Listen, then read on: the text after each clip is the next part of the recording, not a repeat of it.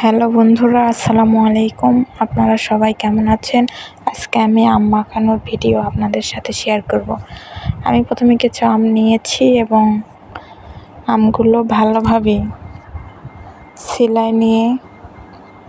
ছিলাই নিলাম এবং আমগুলো পানি দিয়ে ধুয়ে পরিষ্কার করে নিয়েছি এবং এগুলো আমি চুলায় এখন রান্না করব।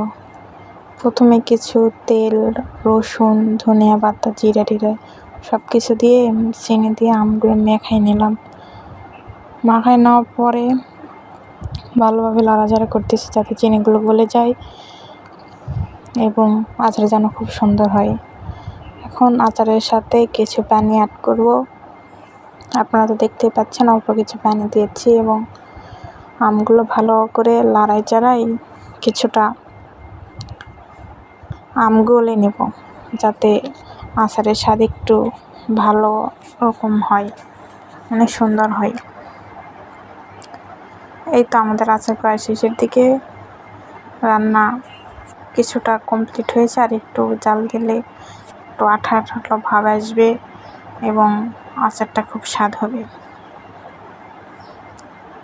এবং আচার হয়ে যাওয়ার পরে সেখানে ধনিয়া, জিরা, ডাল মশলা সব কিছু দিয়ে মাখিয়ে নেব। আপনারা সব